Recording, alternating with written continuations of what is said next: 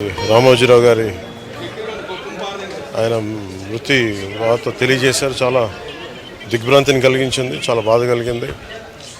ఎందుకంటే నేనేం కోరుకున్నానంటే ప్రమాణ స్వీకారం తర్వాత వచ్చి వారికి కలవాలని అనుకున్నాను. ఆ పాపం ఆయన ఎంత ఇబ్బంది పెట్టారు ప్రభుత్వాలు గత దశాబ్దన్నర కాలంలో. పాప ఆయన ఎన్ని తట్టుకొని ప్రజలకి చైతన్యం చేసి ఆయన అండగా నిలబడ్డారు. ఒక మహోన్నతమైన వ్యక్తి. ఇప్పుడు ఆంధ్రప్రదేశ్లో కానీ భారతదేశంలో ఎక్కడైనా సరే, ముఖ్యంగా ఆంధ్రప్రదేశ్ తెలంగాణకు సంబంధించి తెలుగు రాష్ట్రాల్లో ఏ జర్నలిస్ట్ ఉన్నా అది ఈనాడు స్కూల్ ఆఫ్ జర్నలిజం నుంచి వచ్చే రూట్స్ దానికి ఉంటాయి. అలాంటి కొన్ని వేలాది మంది జర్నలిస్టులని తెలుగు రాష్ట్రాలకు అందించిన మహానుభావులు. అలాగే తెలుగు చిత్ర పరిశ్రమకు సంబంధించి కూడా ఈరోజు ఇంత ఇన్ఫ్రాస్ట్రక్చర్ ఇక్కడ డెవలప్ చేశారంటే అది హైదరాబాద్లో ఎంత అద్భుతంగా తెలుగు చిత్ర పరిశ్రమ ఉందంటే ఆయన కాంట్రిబ్యూషన్ చెప్పలేను.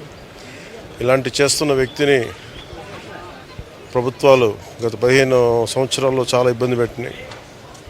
వాటన్నిటినీ తట్టుకొని ఆయన్ని ఇబ్బంది పెట్టిన ప్రభుత్వాలు ఈరోజు లేవు.